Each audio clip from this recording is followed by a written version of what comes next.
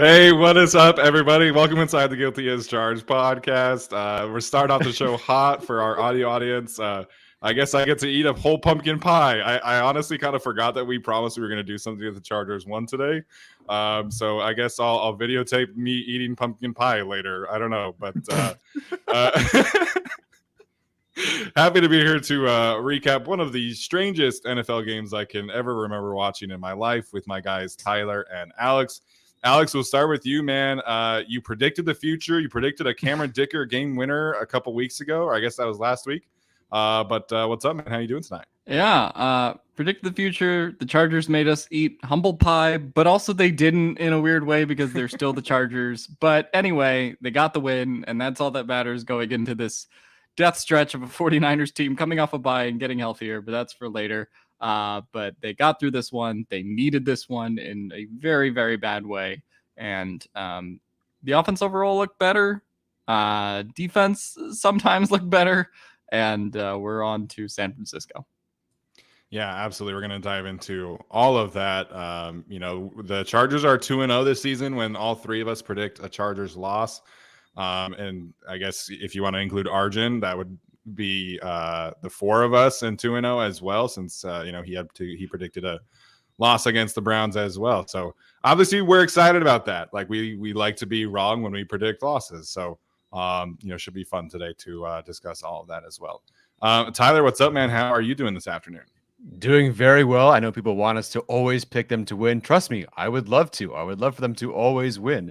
It's financially better for us to be positive. We have to be realistic sometimes, but it's financially great for us too when they win and when we're wrong picking them to lose. So, hey, we'll get to San Francisco. We'll get to Kansas City when we get there. But for now, they've won, and I'm happy.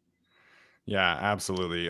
Desperately needed this team win today for the Chargers. And like I said, we'll talk about all of it. So ultimately, Chargers win 20-17. Like I said, one of the strangest games that has been watched by me in my life. But I think for me, the biggest takeaway today was that Justin Herbert looked like Justin Herbert today. And I think that would have been able to be a positive sign, even if the Chargers had lost. But the way that he was making decisions and being decisive with the guys who we haven't really seen him get a ton of reps with. I mean, it was a good day for Josh Palmer after, the interception that I'm sure Emmanuel Acho will have fun with. But Justin looked healthier throwing the football. He still got some issues running the football for sure. But, Herbert being himself today, I think it is probably the biggest positive takeaway outside of the Chargers special teams functioning with three different kickers. But I thought Justin played incredibly well. I thought that he, made some great throws. That throw at the end to Josh Palmer was an elite kind of throw, which we've come, accustomed to seeing. So for me, biggest takeaway of the day is that Justin Herbert looked like Justin Herbert today for really the first time since week 2. Yeah, I mean, you sort of start that game, and it's like that those first two drives. Justin Herbert has a batted pass in there. Chargers just aren't getting much going. I think they went 3 and out 2 straight times, 8 yards each to start the game, and it just felt like the offense was in quicksand. Don't know if they're going to get out of it. And then when Justin Herbert did have an opportunity to sling it down the field, then Zion Johnson misses a big block on a third down, and that is just how the offense felt for the whole first quarter. Some parts of the second quarter as well until they really got it going. But yeah, I think Herbert's, fastball was back, really. You saw that on the throw to DeAndre Carter, where he just kind of bulleted that throw in between two defenders. You saw that on a couple conversions to DeAndre Carter. You saw it to Josh Palmer on the last drive of the game as well. And I think while his stats will not look numerically like very impressive, like, he threw 3 touchdowns and 300 yards, like my bold prediction, it just looked a lot better aesthetically. And, also considering Josh Palmer is pretty much solely responsible for the 1 interception, which was, on him. So I thought the Herbert game overall looked a lot cleaner today. And I think the most promising sign going forward is he's just getting the velocity on those throws, taking those downfield shots, not, afraid to throw it down the field because of his injury or playing any differently. It looked like the Herbert that we had seen in the first 2 weeks, even if, the numbers may not back it up. Yeah, some idiot on some talk show is going to look at 30 completions on 43 attempts, 245 yards, 5.7 yards average, 1 touchdown, 1 interception, and say, oh, it was a terrible game. But if you watch the game, and obviously we all did, and all the Chargers fans at least did, he looked really, really good. That throw, he had a couple of good throws and looked like, okay, he looks pretty healthy. Everything looks good. But that throw to Carter, which I think I asked earlier in the week, like, when have we seen Herbert fit that ball between 3 defenders to Keenan Allen? It's been a while. Wasn't quite the same thing. Wasn't a touchdown, obviously, but that throw and the adjustment by Carter to get that first down was awesome. And we've been waiting to see that. And if this is as good as Herbert's going to be. He's not even 100%, but this is probably as good as he's going to be the rest of the year. And maybe it might get worse as things go down the stretch, but like this looked like what we're used to seeing. He looked decisive. He looked really, really good. He was finally able to look comfortable and throw and run this offense the way it kind of should be run, which we haven't really seen for a while. Is it boring? Is it the efficient same offense? Yeah, but Herbert finally was able to run it kind of like they want to run it. And when they do that, it is a good offense. Just needs some of his supporting guys to step up and not make so many critical errors. Yeah, I mean, you look at those numbers, right, and they look fine, but you're talking about an additional probably 35, 40 yards from Gerald Everett if he catches that pass to open the third quarter. Maybe 10 or 15 more if Josh Palmer doesn't have that pass go off of his hands. I mean, Austin Eckler was pretty wide open on that last screen pass that he dropped, and Eckler probably should have dropped that other screen pass, which would led to a 7-yard sack, or not sack, 7-yard loss. So I thought, biggest thing I was really looking forward to was positive steps forward from like a health standpoint, which, from the offense, and really kind of see what happens there and just kind of look more comfortable. And we saw it was very peaks and valleys today for both sides of the ball on the Chargers. Lots of feast or famine going around in general. But Tyler, what's your biggest takeaway from this afternoon? Oh boy. I mean, that is certainly the big takeaway. I will get to the run defense later.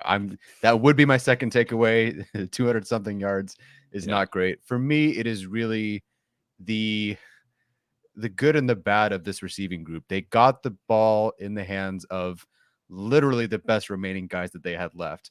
You either had 5 or more catches or 0. I mean, Carter had 5, Everett had 5, Bandy had 5, Eckler had 7, Palmer had 8. And then literally everybody else just did not catch the football, which is not great. Like, I don't know what happened to Keelan. Was Keelan Doss on the field? Was Jason Moore on the field? I don't think either of those guys were on the field once, which, again, I don't know what we're doing there. But at the same time, I needed Herbert to get the ball to Everett, to Palmer, to Carter, to Bandy, and to these guys that he doesn't really have a ton of chemistry with, or hasn't shown that he has a lot of chemistry with. And today at different spots, yes, some of these guys let him down in some situations, but he was able to get the ball to these guys. So it's still a Herbert thing, but it was nice to see them at least get some of their depth guys to step up. And in particular, Josh Palmer, who now has more receptions so far this year than he did all of last year. And he's 7 yards away, I believe, from passing his yardage totals from last year too. So really good to see from a lot of these guys. Carter and Palmer stepping up was great. Yeah, absolutely. Palmer in particular, like you talked about, I mean, Josh Palmer's had, I think, kind of an underwhelming season to this point. I think that's a fair assessment. But at the same time, he's been really banged up. I mean, he's had the 2 concussions. He's had a knee issue, an ankle issue. He looked really healthy today. Like, he looked like he was the same player that we saw down the stretch of last season. And again, the drop that led to the interception was not great by any means. But he came up big when the Chargers needed him, and he was running some great routes. And I thought he looked efficient and looked explosive. And I'm excited for this because we don't know exactly what happens, with Keenan Allen, although it kind of sounded like earlier today that there's been some positive changes with his regimen, and we don't know when Mike Williams is coming back. So this is a potentially like career defining couple of games for Josh Palmer. And again, the interception on his part was not great, but him being able to string together some games like this with Justin Herbert, I think is a fantastic sign for him, for the offense. And, frankly, they desperately needed him to have this kind of performance today. Yeah, I think Josh Palmer stepping up was good. For me, my takeaway is less about the supplementary players and more about their star players who were left today. Herbert obviously did really well. Eckler, aside from the fumble, played really, really well. And obviously he's been kind of on a tear this season in the last 5-6 games. I think Khalil Mack on the defense, obviously. I mean, we'll talk about that. Strip away from Drake London, but he really was like the only consistent fixture on that defensive line that was able to get any penetration, really anything going, and kind of kept the Chargers alive in that sense. Outside of and for what it's worth, Derwin James I think played really well. Obviously had the sack early in the game, and Drew Tranquil contributed quite a lot. This is probably one of the better Drew Tranquil games as well. So in terms of the star players that the Chargers kind of had left at this point, with all the injuries that they've sustained to JC and Joey and Mike Williams and Keenan, I thought that everyone in that capacity stepped up really well to let the guys that are around them, like Josh Palmer and DeAndre Carter, and obviously some of the guys on defense, have the games that they had. So for me, I would say that the Chargers, real big players stepped up in a spot where I thought it was going to be really hard to. Yeah, I mean, we'll talk about the run defense, of course, at some point. But I think, from a pass rushing standpoint, I mean, we saw some really good performances, from the blitz packages, from Drew Tranquil, from Derwin James. I mean, Tranquil continues to be really efficient with his, playmaking ability. Got a little roughed up by Cordero Patterson at the goal line, but other than that, I thought he was really fantastic today. And I thought, he was really kind of like the catalyst that kind of really sparked the Chargers defense, late in the first quarter, leading into the second quarter, as they kind of settled in at least somewhat. So I thought Tranquil had a good game today. I thought Khalil Mack, he's not the same kind of efficient playmaker he used to be. But I mean, that's a game-changing fumble that I wish the Chargers had been able to take advantage of. But other than that, I thought Mack was really good against the run today. I thought he had some good pass rushes as well. Not a ton of opportunities from the pass rush standpoint, right? The times that he did have where they chipped him, double teamed a little bit, but they only had so many dropbacks where he could really affect the game. So the core players played well, and that was one of the keys that we mentioned earlier this week. Yeah, I'll give it up to the corner room, whether it's Callahan. Now, again, they only threw it 23 times and maybe 27 overall dropbacks or whatever. Yeah. But, I mean, Callahan, Davis, Samuel Jr., it seemed like Nas got picked on the most, but I'll have to watch and go see like who was there on what play and who had to do what. But, I mean, Kyle Pitts, 27 yards. The next leading receiver was Tyler Algier with 24. Drake London, 23 yards. Still don't know how to say his name. Alamide Zacchaeus, whatever. If he caught the ball more, I would have known. But he only had 19 yards. Kadero Hodge, 19. Demir Bird, the guy we might have been worried about for his speed, 0 yards. The three main corners today, and Derwin James as well, but I'm just focusing on the corners today. They got it done. Like, it wasn't really easy for Mariota at all times. There were definitely some missed passes by Mariota, but I feel like that might have been more of a safety thing. So to me, outside of Michael Davis missing one pretty big whiff of a tackle, looked really solid overall. Yeah, and the few times that they did throw the ball, Michael Davis was in great position on a couple times. So was Asante Samuel Jr. So Bryce Callahan saved a big 25-yard gain on one of the runs on the backside. So, I mean, this cornerback room is really kind of rounding into form, and they'll get a much bigger test next week against Brandon Ayuk and Deebo Samuel and all those guys. But they played well for sure. What's up, Alex? Go ahead. Oh, I was just going to say, for the circumstances of this game, for a quarterback that wasn't going to drop back very often to throw, I think they did well. Mariota did bail him out a couple times by overthrowing, but the guy they're playing next week might bail him out a couple times by overthrowing as well, and Jimmy Garoppolo. So, I mean, as long as you kind of play the sound defense in those plays, I think Michael Davis had a good game as well. Like was said, I think that was really all you could expect of this team. Yeah, absolutely. I think that's fair.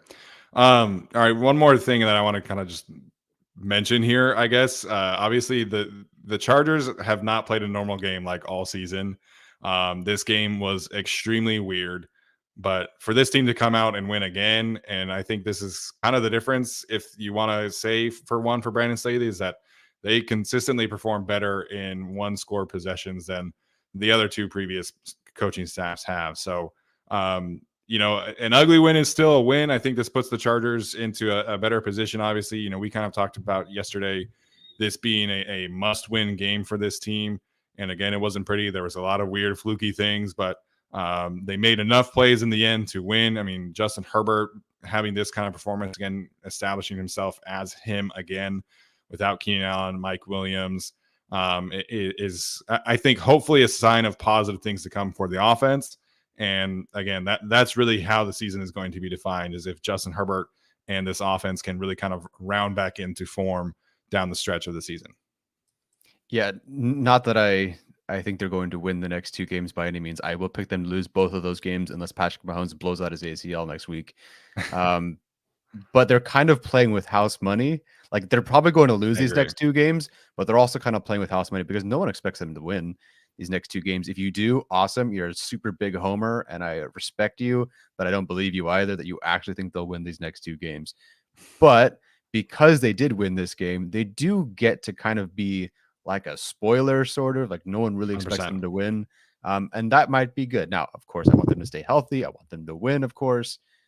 But because they won this game, it feels better that they might even just go 0-2 the next 2 games, because anything other than that, a tie, heck, a win would be fantastic. But again, I'm not picking them to do that, nor am I expecting them to.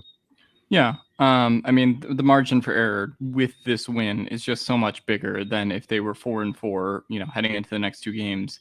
You're 4-6 coming out of that versus 5-5. That just makes a world of difference 100%. in terms of the playoff positioning. Especially with some of the wacky results that have just been happening, like the Jets beating the Bills today, and all the chaos down the AFC playoff ladder. So any win you can get, just matters in that sense. And I think that Brandon Staley's record in 1-score games, for what it's worth this year, is important. We see a certain coach in Las Vegas who is struggling in 1-score games. So, for what it's worth, even though they look ugly, and today is not a game that I think I'm gonna love rewatching on all 22, except for the Herbert throw to Carter. But other than that, I mean, it wasn't pretty, but again, they get the job done, and again, they're doing this with a skeleton squad, kind of at the end of the day, compared to what it should be. So you take the win where you can get it.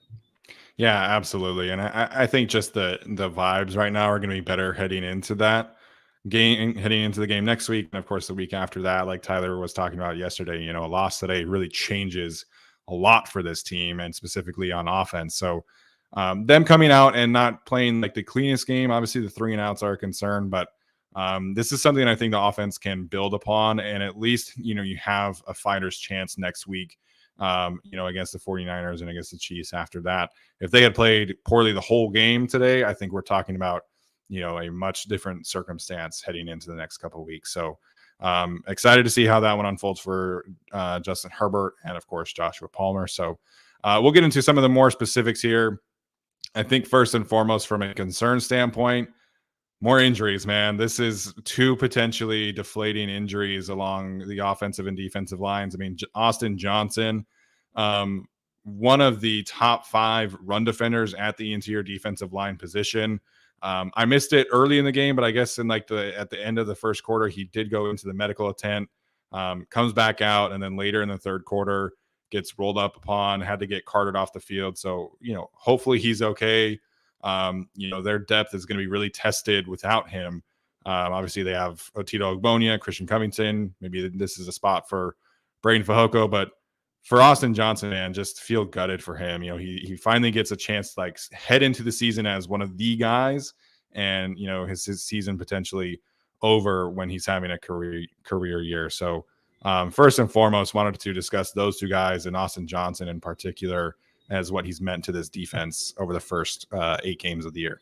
Yeah. I mean, you look at Austin Johnson, and in addition to the Jerry Tillery back injury this week too, you're taking away really your top pass rushing DT, and you're taking away your top run stuffing DT right at this point, depending on how you view that in Sebastian Joseph Day, or at least your depth in those positions, depending on how you view those 2 guys versus Fox and Day. But just 2 crucial pieces that have gone down in these last 2 weeks. Seems like Sebastian Joseph Day's, Austin Johnson's injury is a little bit more severe at this point, and that's going to be a problem for the Chargers going forward.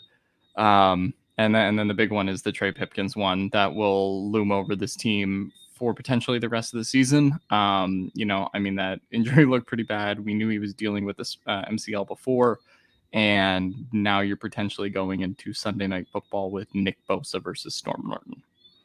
Yeah. That has disaster potential. written all over it.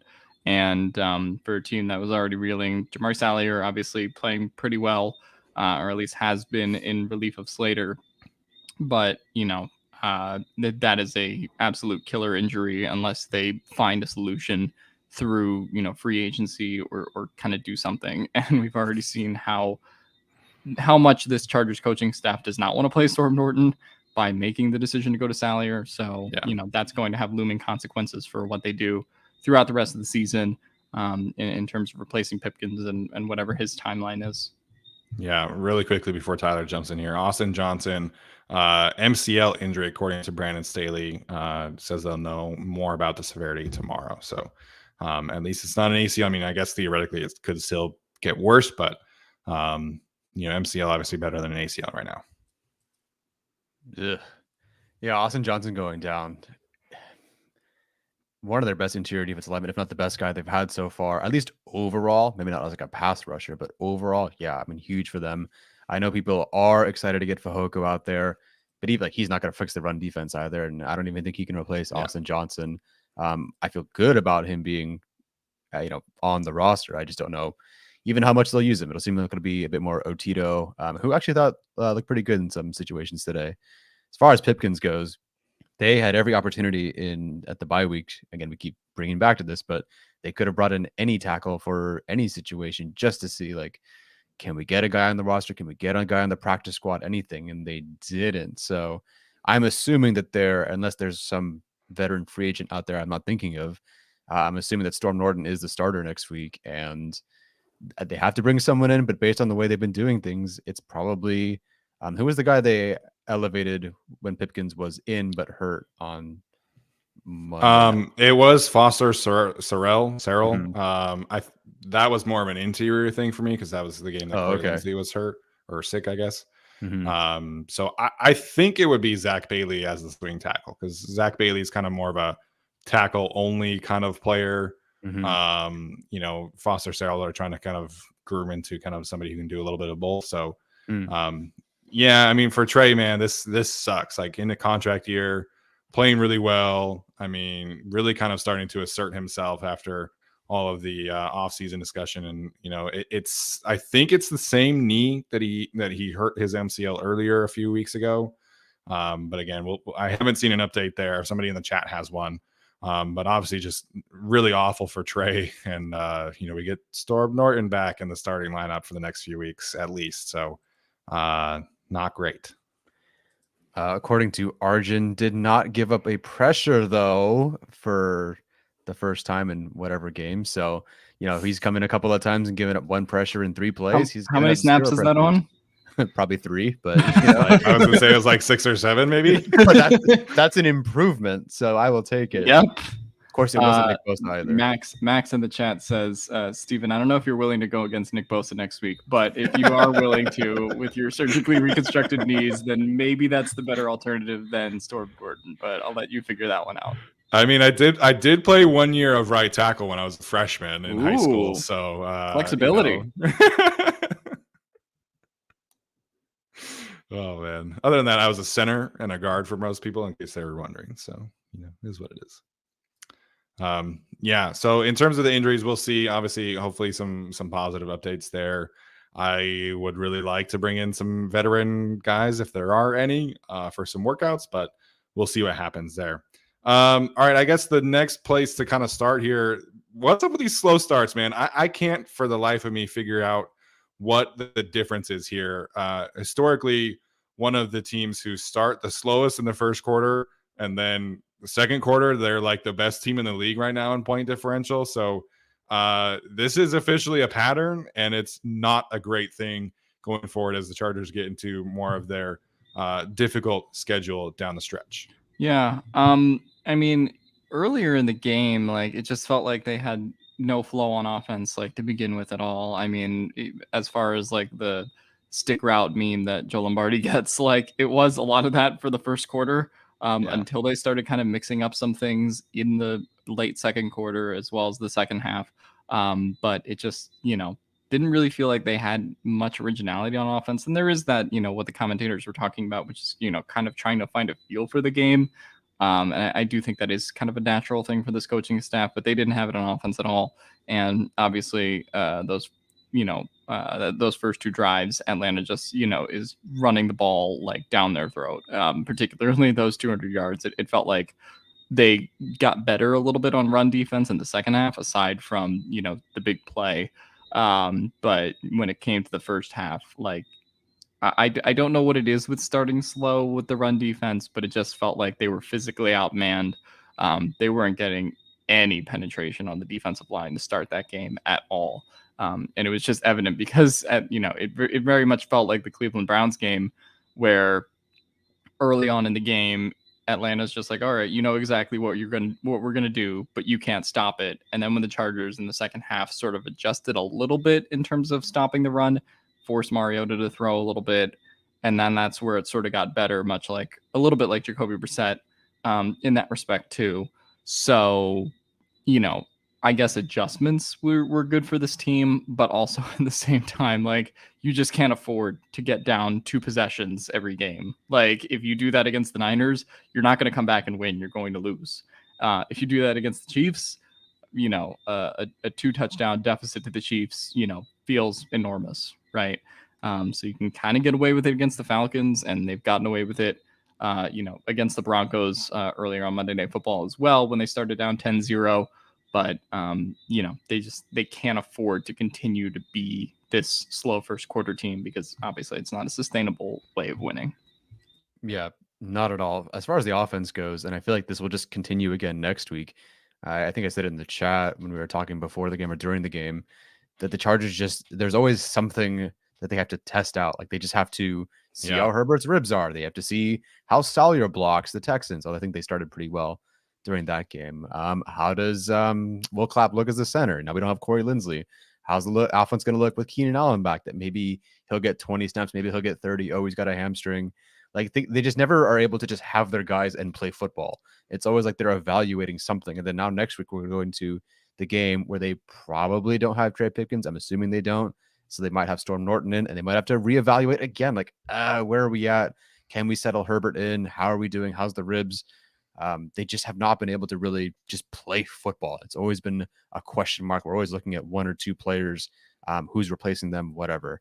As far as the defense goes, I have no idea how they keep, well, I do, it's coaching, but I don't know how they keep like 2 scores every game. And granted, 3 and out by the offense sucks. That's not going to help you at all. But like, I can't believe it's the 4th game in a row they've been outscored, 2 scores again in the first quarter. I don't get how the offense or the defense just can't stop anyone. I mean, it really seems like, and really the whole game today, the Falcons either got what they wanted or stopped it themselves, or the couple of times where either Khalil Mack took it away or Derwin and Drew got their sacks. Otherwise, the defense just kind of laid over and died for the most part. Thankfully, the Falcons did their part to lose the game for themselves. So I don't know what it is with the slow starts for a defensive-minded head coach. They seem like they tried different things this week. Steven, you talked about how they adjusted and they did meetings differently and they communicated differently, and nothing really made a difference. So they might have to keep experimenting, keep trying things again. Some of that also just comes down to personnel. Like if you're a bad run defense team, Kyle Van Noy didn't have a great game. Kenneth Murray didn't have a great game. You just run to the opposite side of those guys. It just seems like offenses know you can go that way. If you go away from Khalil Mack, the run game is going to work. And it did today for the Falcons. Yeah, I mean, you and Gavino talked about Kyle Van Noy kind of rounding into form. He mentioned that to Daniel Popper as well. And I mean, it's such a tough position to be in for him. We're signing you as an edge rusher. Then we're switching to linebacker. Now you're an edge rusher. And run defense has never really been his thing. He's always been kind of a specialty pass rusher when he plays on the edge. So it's just a tough spot to be in. But at the same time, like, they're not getting the kind of play that they need from the linebacker position or the safety position or the corners when it comes to run defense. And it was like every time they ran outside zone away from Khalil Mack and Drew Tranquill, it was like 8 yards minimum. And so the Falcons get 10 carries, 99 yards out of Tyler Algier, who, I mean, I liked him decent enough coming out of college, but just looked like unstoppable. Caleb Huntley, 7 carries, 34 yards, and then Cordero Patterson, 13 carries, 44 yards. So You add in the Marcus Mariota scrambles and the zone reads and stuff like that. The Falcons get 201 rushing yards on the day, which just it's really frustrating, man, because like we've talked about, the interior defensive line was the biggest problem last year, and now it's been solid. And now we have all these other problems popping up. So it's been frustrating. And you kept on hearing Jonathan Vilma on the broadcast saying that, like, oh, Brandon Staley knew this was going to happen. Brandon Staley was worried about this. Brandon Staley was worried about this. And then it's like, here's 9 yards. Here's 15 yards. Here's 12 yards. Like, there was just no answers. And the only answer was like the occasional run stop from Covington, Austin Johnson, or Drew Tranquil. And then they could get to passing situations. And then it was like, okay, now we're good. So they have to figure it out. You know, in the past, they've kind of gone to these fronts where they'll get 4 defensive tackles out there and the 2 edge rushers, and then the linebackers as well as kind of a base defense. I think that's kind of what you just have to do. I mean, especially this week against the 49ers, and we'll talk about that down the road, but they have to do more things besides just like trying to communicate better and make some personnel changes. Like, I think they need to do different things than just like, hey, let's just try and be better out here. That sounds really cool. I hope they do. And I understand, like, there's a lot of love for the way Kenneth Murray has played this year. I am begging the staff at this point to play Troy Reeder. Like, I don't want to pop off on Kenneth Murray. That's not my intention today at all. But Troy Reeder excels at everything that Kenneth Murray is bad at that he struggles with. And that's a big issue right now when teams can say, hey, Tranquil and Mac are on that side, we're going to run the other way. So Murray has been much better this year than he was last year. I don't want to like pile on him, but I need to see Troy Reeder get some snaps from now on. Yeah, I would agree. And Drew Tranquil, even if he wasn't really all that great against the run, I'm not saying he's been like great against the run, but you at least have coverage. You at least have his work as a blitzer. With Kenneth Murray, it's not like you can really hang your hat on one thing. Like, if he was like Tranquil, great blitzer, outstanding in coverage, and you just had to survive the fact that the run game's not great, that's fine. But there's really nothing Murray's giving you right now, and frankly, I don't see him all that much, even around the football, or I do, but it's negative. So Troy Reeder, if he can just do one thing, like, is Troy Reeder a great player? No, but if he can give you something against the run, that's more than you're getting right now from Kenneth Murray. So do I think they'll make that change? No, but it may be. I mean, it is time. I just don't know if they'll make the change. Yeah. Again, we talked about the slow start, and like the big thing was just like, okay, yeah, Kyle Van Noy and Kenneth Murray are over there, go at them. And like they just, kept doing that for the first 2 drives. And it didn't really change much at all until the Chargers actually switched Khalil Mack briefly to the other side. And then that's kind of when things started getting a little bit better for the Chargers. They started getting a couple more run stops. And they couldn't just run one way all the time. But when teams see that, Van Noy and Murray are like kind of going to be attacking the run on that side, then it makes sense by all means, like go run there. And it makes me concerned for the Niners game next week. Even though the Chiefs aren't like a running team, it makes me concerned for the week after that in terms of the run game, if they have a better running performance than they're supposed to. So, this goes kind of back to the run defense as well. But the linebackers just are out of sorts outside of Tranquil. And then obviously the big gaping hole there is Joey Bosa, and his absence has been felt significantly in the run game. Yeah. So, I mean, in a general sense, like they were able to overcome this, right? And they were able to overcome it against the Browns as well. But, when you play these teams who are better passing the ball, it's just going to be a really difficult position to be in again. And, this defense is predicated on the defensive line eating up blocks and the linebackers and safeties coming down and run support and handling their business. And that's just not happening right now. And I do think that, the run blitz thing, I don't know if that's really working still. So, they've got to figure it out. And they made some progress towards the end of last season as they really kind of got through the bye week and made some adjustments. And hopefully that does happen. So, maybe the way that they changed meetings will pay off eventually. But, today it was tough to watch, man. It was like anytime that they ran outside zone, it was like, here's 9 yards, just hand it to them, and then potentially more on top of that. So again, so they only gave up 17 points. I think a lot of that is due to limitations of Marcus Mariota, but we were hoping for some more steps forward from the run defense pretty clearly, and that obviously has not happened today. Yeah, I know people in the chat want more positive vibes. It's 35 minutes in, guys. Like it's not like we didn't say nice things before. Um, as far as the defense just overall goes, I know people are talking about. Listen, they only scored 7 points. They did this or whatever. I think they had like -6 yards in the third quarter, or passing yards, or whatever it was. But like, to me, that was so much about like what you saw from the Chargers offense and the way they shot themselves in the foot. I feel like that was the same. Like, can you say that the Falcons played really good defense to stop the Chargers today? I don't think you can. And I feel the same way for the Chargers in the second half for their defense. I don't think they played great defense in the second half. They didn't. The numbers aren't great in terms of like the yards. It's just the Falcons missed a wide open guy, a fingertip catch from Kyle Pitts away from scoring another touchdown. There was almost 2 opportunities there. They get something called back. Drake London fumbles. They miss a field goal. So I know you want us to be super, super positive in the chat. I get it. They won. But we do have to talk about like that. I don't want to be surprised. I don't want you guys to be surprised heading into the game against the Niners. Like, oh, the Chargers shut down the Falcons in the second half. They're going to shut down the 49ers too. Like, let's be a bit realistic here. Yeah, the time of possession was flipped on its head for each quarter. First quarter it was like 13 minutes Falcons. Second quarter was like 12 minutes Chargers. Third quarter was like 12 minutes Falcons, and then the fourth quarter was like 12 minutes Chargers. So this was a time of possession heavy game, and we kind of figured that would be the case heading into this week. But I think both offenses, left a lot of meat on the bone. I mean, like we talked about, Gerald Everett has that drop to start the third quarter. That leads to a 3-and-out. Josh Palmer has the drop, which leads to the interception after the Khalil Mack fumble. So the Khalil Mack fumble happened at the 4-yard line on a play where the Falcons probably get a first down, and Marcus Mariota missed some guys. I mean, the Chargers secondary made some plays as well. So this game kind of turned out how we expected. It's just the Chargers did just enough to win, and I think obviously that should be celebrated, but there definitely are concerns. And, I did that poll yesterday of like, which unit do you have more confidence in? Everybody picked the defense, and that didn't really happen today. It was the offense that really kind of won the day. And then the special teams on top of that as well played really well.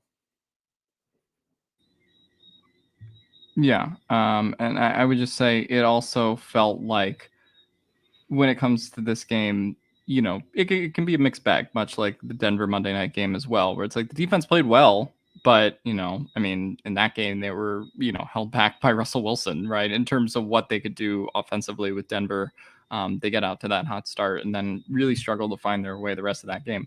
Obviously, a huge part of that was substituting Michael Davis in for J.C. Jackson at the time. But it's just like the Chargers did good this game. But, it also was just kind of a weird tempo game in general where the 49ers are not, unless, are not going to, or sorry, the Falcons, I should say, are not going to run away from you in terms of the score if Mariota isn't having like an elite passing day. So, I think it can be both, where the defense was good, but it also wasn't elite, of course. Yeah, I think they were suspect except for when they weren't, and they made some fantastic plays, and that's why the Chargers won. Fine, here's some positivity. The Raiders, 17+ point blown leads by Raiders in franchise history from 1960 to 2021, 5. So far this season, 3. So there's my positivity for you guys. I hope that makes you feel better. Oh, someone wants to go back to Belichick now. Maybe he'll be their defensive coordinator.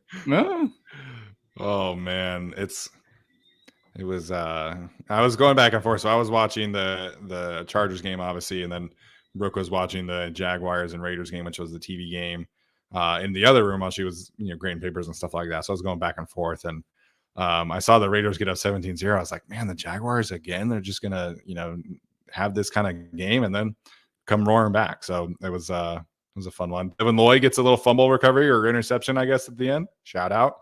Mm-hmm. But yeah, if we kind of want to round this back to the positive side of things, I am excited to watch what this offense did on tape. It felt like after that first quarter, it did feel like they didn't run a ton of stick. I know that's kind of the running joke for Joe Lombardi and everything like that, but it really felt like there was that third and 18 conversion to Josh Palmer really started to get the offense going again. And obviously they end up scoring on that touchdown on that drive. But I generally like what Lombardi did today. It wasn't a great game by any means from him. Again, the slow start, he definitely does deserve some blame there. But from the second quarter on, I generally like what he did today. Lots of people in the chat have pointed out, Isaiah Spiller got some run today, actually out touched and out snapped Sony Michel by quite a large margin, and he looked good. So run game wasn't perfect. Obviously, Austin Eckler fumbled at the end, but I thought the offense for the most part was a lot more functional today, and that obviously was able to result in the win. I don't want to lean too hard into the negativity again, but man, Sony Michel, has the false start on that drive and then immediately drops a pass. I'm like, what are we doing? Like, thank God for Isaiah Spiller, like getting some of those carries he did, because they need to stabilize this RB2 without Joshua Kelly. How many more weeks is he going to be on IR? Like 2 more weeks, I guess. It would be 2 more games, yeah. Because two more games. It's a 4-game thing. It's been 2, so of Kelly on IR. So I mean, they just have to try something different at this point. The Sony Michel experiment has been a failure. And I mean, for Joe Lombardi and the staff to pivot away from giving Michel those snaps and giving them to Spiller instead, I think is an adjustment win for this team. Yeah. Can you, Steven, explain Sony Michel as the center of 1B, as they're saying? Now, I've seen the Chargers do this, but it feels like today they did it several times. Michel is a good pass protector, or at least has been for the 100%. Chargers this season. But like, can you explain what this is, and then can he go out for a route? Or I don't understand what ineligible man downfield even means anymore. Dude, the ineligible man downfield, the one with Matt Filer, like what is he supposed to do differently, man? I mean, he literally fell over. Like, it's not like he was running down the field blocking, and then Corey Linsley, like, that was a screen pass. Like, my understanding is that on a screen pass, you're allowed to get out and run. Like, that's the whole point of a screen pass. So definitely confused there. In terms of Sony Michel, I mean, the pass protection, I think, is one of the reasons why he's still, getting snaps, because he is really good in pass protection. The whole like center 1B thing. So the people are talking about, for those who don't understand, like the reference here, the motion Spiller or Austin Eckler has done it too, Sony Michel as well. And kind of, he'll be like right behind Corey Linsley and in between the guards. So they'll do that essentially to avoid having a linebacker get a running start in that pass protection kind of blitz pickup scenario. So they've done it a few times throughout the season. Sony Michel has handled his business. I want to say it was against was it the Broncos game where Nate Tice tweeted out that clip where he was like, Sony Michel got some. I think it might have been the Broncos game. It was on this same kind of thing where Sony Michel motions up into, fitting right up there. So it's really just to ensure that you're not leaving both of your A gaps exposed to the defense. And a lot of teams do it. I think it's just kind of a newer thing that the Chargers are doing to try and avoid some interior pressure that has been kind of happening over the last few weeks. Yeah. Okay. Well, he is a solid at that, at center 1B, whatever you want to call it. And at this rate, we might as well practice him at center, because he seems to be, doing okay at that. But yeah, Isaiah Spiller, 7 carries, 29 yards. Doesn't sound like a lot. That is 4.1 yards per carry. It really literally did look like 4 yards a carry every time. But like, that's good. Like, that's totally fine. I would obviously like to see him run some more routes. I would like to see him try to get more outside. But based on what they were kind of able to do with their personnel, and it did work. So I think it was a pretty solid start for him. I think his first carry in the NFL was -5 yards. So having 4 yards a carry this game is certainly very positive. Yeah, I think for me, the biggest positive thing for Isaiah Spiller today was his blitz pickup. I mean, he should have gotten called for the false start. 100% should have been a false start.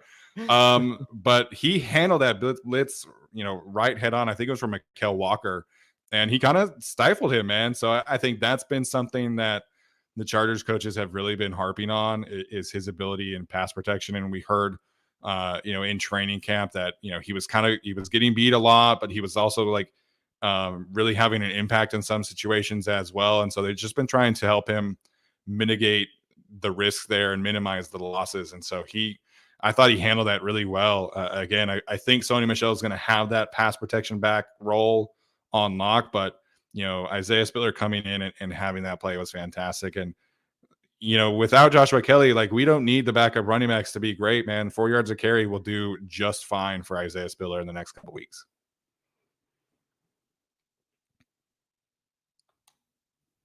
Oh, all right. Well, yes, I agree.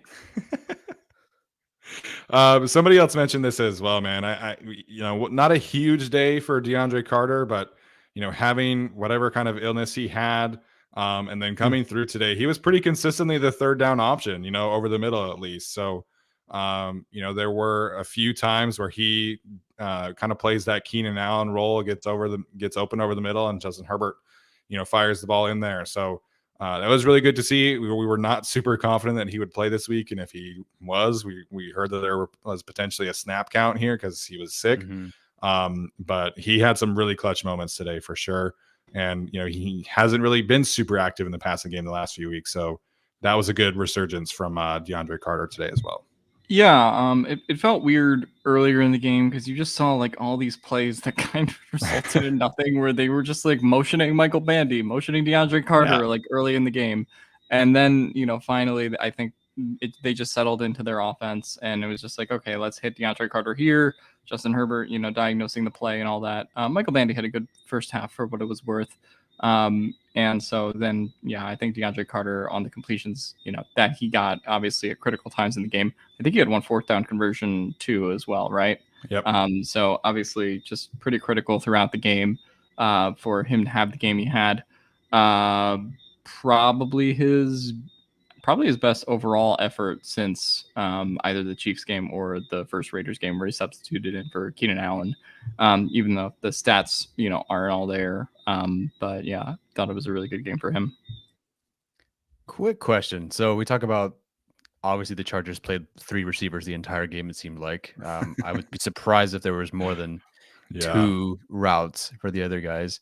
Was Horvath, I think Horvath's usage was pretty similar, but did you see McKitty's go down today? It felt like yes, or I just didn't see as many negative plays. Yeah, it was a lot more 11 personnel today. Not a ton of McKitty. I don't recall like any bad plays from McKitty. We'll see on the film if he was, making a strong impact or not. But I saw him in the H-back role a little bit as well. So I thought they mixed and matched pretty good. Storm Norton had 3 or 4 plays as an extra blocker as well. So you could tell that they were definitely a little bit more rotational than usual. Richard Rodgers had some plays as well, so we'll see the official snap counts, but it was not kind of a McKitty, this is our tight end 2 guy kind of day. They definitely were rotating a lot more heavily, in my opinion. Yeah, I would agree. And good for some internal self-scouting by the offense to get Spiller out there to maybe pull McKitty a little bit more. Obviously, it seemed to work today. The operation looked a lot better. Yeah, that was my biggest thing, right? Like we needed to see some improvement, some more effective game planning again. Ideally, that happens in the first quarter, but is what it is. It happened eventually. So, all right, we'll get to our studs and duds segment here. Essentially, kind of handing out some game balls and whatnot, and then we'll take some questions for a couple minutes at the end. So, Alex, we'll start with you, man. Who's your stud of the day? I'm going to go stud of the day, Justin Herbert, and dud of the day, I'll go with Kyle Van Noy. Just didn't think he provided much for the Chargers, in that edge role. It just feels like, ever since Joey Bosa has gone down, they've really just been able to isolate that side of the field entirely. And so, it's been a big problem for the Chargers all year. So wish it would, kind of get better. He got caught by Marcus Mariota on a pretty nasty pass play, just where he was sort of in the middle. And then, I don't know.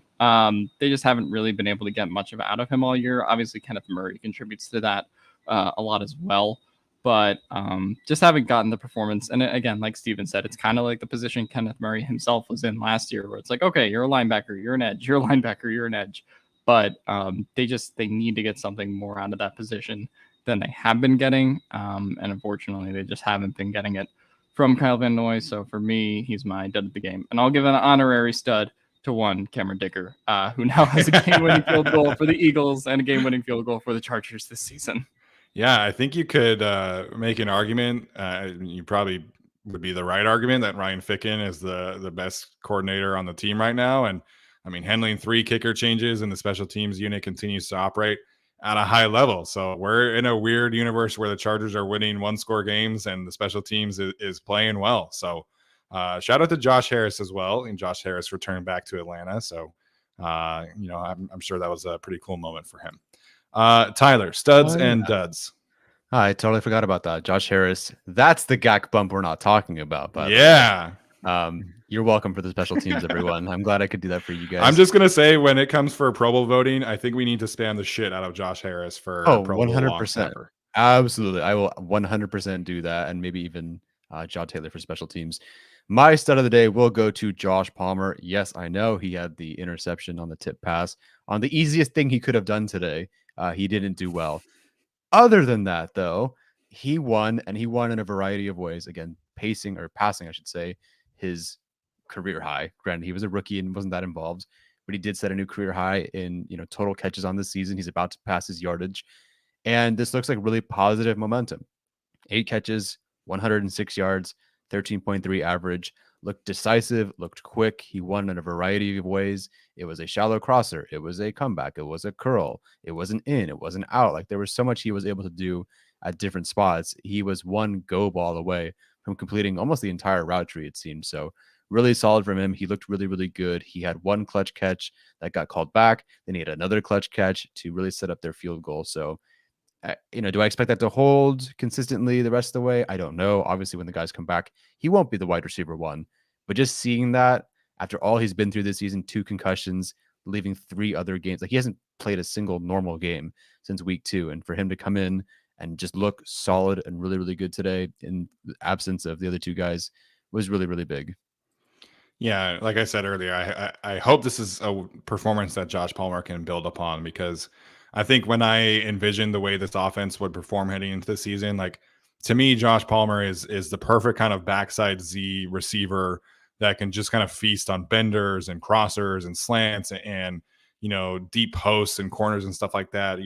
I envision him kind of as the Chargers version of like a Robert Woods. I think that's a pretty fair comparison for what we're expecting from Josh Palmer. And then Keenan Allen gets injured. He has to play the slot more often, and now Mike gets injured, so now he's playing the X. So I'm still wanting to see more. Obviously, I'm not ready to like crown him by any means, but the way that Josh Palmer was winning today is very, very confident, or a confidence builder, I should say.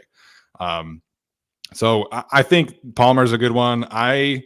I know he had the rough moment against Cordell Patterson, but I think Drew Tranquill deserves a stud moment shout out as well. Like I mentioned, to me, he was kind of the catalyst of the defense kind of settling down a little bit more. He had that 1 tackle for loss early in the second quarter. He had the sack, obviously. So I think this was a really good, steady performance from Drew Tranquill. He's really becoming a key catalyst for this defense, a leader. And I think he deserves a shout out as well. Dud, unfortunately, I'm going with his running mate. I think Kenneth Murray's really, his issues and his weaknesses are really starting to show more consistently every single week. Like we talked about, teams kind of identifying him and really focusing in there. So it's unfortunate to see. I still think he's playing better than he was last year, but this game in particular, I really felt the weaknesses of Kenneth Murray kind of panning out on the field. Bless you, just die. No, just coughing and dying. That's fine. Coughing, just like everyone coughed up the football today. I didn't give a dud, but I think you guys mostly covered it. Like, no one was exceptionally bad today. Now, I think when you rewatch the film, I'm sure we'll see, some other players not doing so hot, but it wasn't like a ton of really bad today. I guess Nasir Adderley in some instances, but then again, like, I'm watching the broadcast film, so I really don't know for sure. So you're saying Nas? I guess, but but it seemed like it was him, but I can't definitively say it was all on him. I don't know because we don't get shown that angle. Yeah. I mean, I think non-pass protection Sony Michel deserves a dud. But we talked about him earlier as well. So